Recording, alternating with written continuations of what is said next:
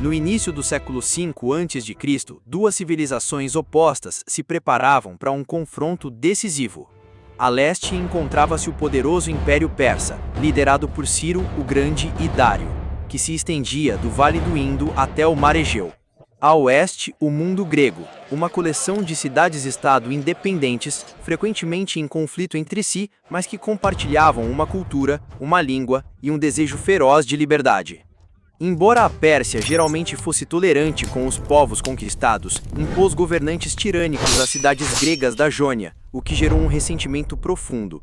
A faísca foi a Revolta Jônica, um evento cujas consequências nem os persas poderiam prever. A revolta surgiu da insatisfação das cidades jônicas com os impostos, o serviço militar e, sobretudo, com a tirania imposta pela Pérsia. O estopim direto foi Aristagoras, tirano de Mileto, que, após uma campanha fracassada, temeu ser punido por Dário e incitou uma revolta para salvar a si mesmo. Sabendo que as forças jônicas eram insuficientes, Aristagoras pediu ajuda à Grécia. Esparta recusou devido à distância e ao perigo, mas Atenas concordou. Como jovem democracia, Atenas tinha laços culturais e de sangue com a Jônia, e temia que a Pérsia restaurasse o tirano Hípias. Atenas enviou 20 navios de guerra, junto com 5 de sua aliada Eretria. Essa participação transformou a revolta local em um confronto direto entre Atenas e o Império Persa. Com esse apoio, o exército jônico atacou Sardes em 498 a.C., incendiando a cidade e o templo da deusa Cibele, um ato considerado gravíssimo, que enfureceu os persas. Para Dário, não se tratava mais de conter uma rebelião, mas de punir uma potência estrangeira que havia desafiado sua autoridade. O juramento de vingança contra Atenas tornou-se política oficial e a subsequente invasão da Grécia tornou-se inevitável. Na retirada, o exército jônico foi derrotado perto de Éfeso. Após o incidente em Sardes, Atenas e Eretria se retiraram. Mas a batalha naval decisiva da revolta ocorreu na ilha de Lade, em 494 a.C. Devido a divisões internas e à deserção da frota samiana, a coalizão jônica foi derrotada. Os persas então sitiaram e destruíram Mileto. Os homens foram mortos, mulheres e crianças escravizadas. Em 493 a.C., a revolta foi completamente esmagada. Embora tenha falhado, a revolta jônica ensinou lições valiosas aos gregos. Eles poderiam vencer se estivessem unidos, mas também poderiam falhar sem liderança coesa. Acima de tudo, arrastou Atenas para o centro do confronto com a Pérsia, pavimentando o caminho para uma grande guerra. Após suprimir a revolta jônica, o rei Dário I decidiu punir Atenas e Eretria e expandir o controle persa sobre toda a Grécia. A primeira invasão do continente grego teve duas campanhas principais. A primeira foi liderada por Mardônio, genro de Dário, que marchou com um grande exército pela Trácia, restabelecendo o controle e forçando a submissão total da Macedônia. No entanto, a campanha terminou prematuramente quando a frota persa foi destruída por uma tempestade ao contornar o Cabo Athos. 2 anos depois, Dário lançou um ataque através do Mar Egeu, sob o comando de Datis e Artafernes. A frota persa capturou as ilhas Cíclades, depois sitiou e destruiu a cidade de Eretria. Os persas desembarcaram na Baía de Maratona por sugestão de Hípias, o ex-tirano de Atenas, porque o terreno favorecia o uso de cavalaria. Ao receberem a notícia, os atenienses, comandados por 10 generais, incluindo Milcides, que tinha experiência contra os persas, marcharam imediatamente para Maratona e bloquearam a saída da planície, impedindo o avanço persa. Atenas enviou um mensageiro, Hemerodromo, a Esparta, pedindo ajuda, mas os espartanos estavam ocupados com um festival religioso e só poderiam marchar após a lua cheia. Após cerca de 5 dias de impasse, Milcides convenceu seus colegas a atacar imediatamente. Usou uma tática ousada, enfraquecer o centro e reforçar as Alcas. Quando a batalha começou, os gregos correram os 200 metros finais para reduzir os danos das flechas persas. Como esperado, o centro grego mais fraco foi empurrado pelos persas. No entanto, as Alcas reforçadas derrotaram rapidamente as tropas vassalas dos persas. Em vez de perseguir, as Alcas gregas se voltaram para o centro, cercando os persas por todos os lados. Os invasores fugiram em pânico para os seus navios. Os gregos perseguiram, infligiram pesadas perdas e capturaram 7 embarcações. A vitória em Maratona foi de grande importância histórica. salvou Atenas da destruição e provou que os gregos com táticas e equipamentos adequados poderiam derrotar o exército persa superior em número. Essa vitória consolidou a jovem democracia ateniense e tornou-se símbolo duradouro do anseio por liberdade.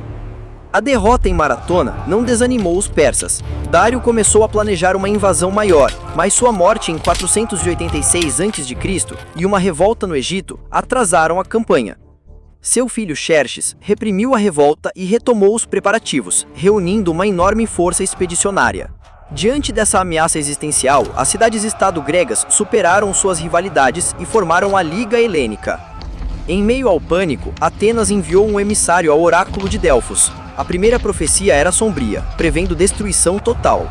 Temístocles argumentou que a muralha de madeira significava a frota de trirremes de Atenas. Ele convenceu a Assembleia a investir no poder naval, evacuar a cidade e enfrentar os persas no mar.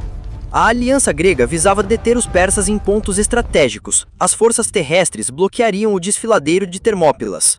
Ali, cerca de 7.000 gregos, liderados pelo rei Leônidas de Esparta e seus 300 soldados de elite, resistiram ao vasto exército persa por 3 dias. As táticas persas baseavam-se fortemente em arqueiros e cavalaria. As batalhas começavam com uma chuva de flechas para enfraquecer as linhas inimigas. O núcleo do exército incluía persas e medos, com destaque para os imortais, 10.000 soldados de elite armados, que serviam como guarda real. No terceiro dia em Termópilas, um grego chamado Iefialtes traiu os defensores, revelando uma trilha pelas montanhas. Sabendo-se cercado, Leônidas ordenou a retirada da maioria dos aliados. Ele, os 300 espartanos, 700 téspios e 400 tebanos permaneceram e lutaram até a morte, em um ato lendário de heroísmo e patriotismo. Ao mesmo tempo, a frota aliada enfrentava os persas em Artemísio. Embora inferior em número, usou táticas superiores e habilidades náuticas para resistir. Ao saber da queda de Termópilas, a frota recuou em ordem para o Estreito de Salamina. Após atravessar Termópilas, os persas avançaram para o centro da Grécia. Atenas foi evacuada, depois incendiada por Xerxes. A frota aliada se reuniu em Salamina, mas surgiram divisões internas. Os líderes do Peloponeso queriam recuar para defender o istmo de Corinto. Temístocles, vendo que a vitória só seria possível no mar, elaborou um plano ousado. Enviou um servo de confiança, Cicino, a Xerxes, fingindo ser informador. Cicino disse falsamente que os gregos estavam em pânico e planejavam fugir. Xerxes, ansioso por um golpe final, ordenou que a sua frota entrasse e bloqueasse o estreito. A armadilha funcionou. A enorme frota persa entrou nas águas estreitas e ficou desorganizada. Seus grandes navios colidiram entre si. A frota grega menor e mais ágil atacou com força. As trirremes atenienses se mostraram superiores, afundando ou capturando centenas de navios inimigos. A Batalha de Salamina foi uma derrota esmagadora para Xerxes. Com grande parte da frota destruída, ele não podia mais abastecer seu exército. Temendo ficar preso na Europa, retirou a maior parte das tropas para a Ásia, deixando Mardônio com uma força menor para continuar a campanha. Na primavera de 483 a.C., teve início o confronto final. Mardônio tentou dividir os gregos com ofertas de paz a Atenas, mas esta recusou firmemente. Uma enorme coalizão grega, a maior então, marchou do Peloponeso para enfrentar Mardônio na Beócia. Os dois exércitos se enfrentaram perto de Plateias por 11 dias. Devido a problemas de suprimento e escaramuças, os gregos decidiram se reposicionar. Mardônio, achando que eles estavam em retirada, ordenou um ataque total. Foi um erro fatal.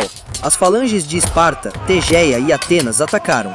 Os hoplitas gregos fortemente armados superaram novamente a infantaria persa mais leve. Mardônio foi morto e seu exército desmoronou. Boa parte do exército persa foi acurralada e massacrada, segundo Heródoto. No mesmo dia, a frota grega liderada pelo rei Leotíquidas destruiu os restos da marinha persa na Iônia. As vitórias gêmeas em Plateias e Micala encerraram a invasão persa, garantiram a independência grega e marcaram o início da contraofensiva. O sucesso grego não se deveu apenas à bravura, mas à estratégia inteligente, uso eficaz do terreno e exploração das fraquezas do vasto, mas desengonçado exército persa. Na terra, as batalhas decisivas ocorreram entre hoplitas gregos e a infantaria persa. Os hoplitas usavam capacetes de bronze, couraças de bronze ou linho, linotórax e caneleiras. O conjunto podia pesar de 20 a 30 quilos. Em contraste, a infantaria persa usava escudos de vime e couro, lanças curtas, arcos e espadas curtas, a kinakai, com armaduras menos protetoras. A natureza do combate em falange é debatida. A visão ortodoxa vê os combates como empurrões maciços entre formações densas. A visão revisionista argumenta que a luta era mais fluida, arremesso de lança, espadas e escaramuças. No mar, Atenas era o principal poder naval. Ambos os lados usavam triremes, navios rápidos com 3 filas de remos por lado. Os marinheiros atenienses eram cidadãos, pagos e experientes, mais motivados que as tripulações persas, muitas vezes recrutadas à força. Os gregos desenvolveram táticas navais como o Jack Plus, navegar entre os navios inimigos para atacar de flanco, e o Periplus, contornar e atacar pela retaguarda. O exército persa era vasto e multiétnico, com soldados de todo o império, cada um com armas e estilos distintos. Manter um exército tão grande longe de casa exigia logística complexa. A marinha era vital. A derrota naval em Salamina, Xerxes não podia mais sustentar sua campanha e se retirou. A falange grega era eficaz em terreno plano. Quando os gregos ditavam as condições, como em Maratona e Plateias, venciam. Quando não podiam, como em Termópilas, usavam o terreno como vantagem. A vitória sobre a Pérsia inaugurou uma nova era para Atenas, que alcançou seu auge sob Péricles. Após Plateias e Micala, Atenas formou a Liga de Delos para continuar a guerra. A sede e o tesouro estavam em Delos, mas em 454 a.C., o tesouro foi transferido para Atenas, um símbolo de controle total. Pro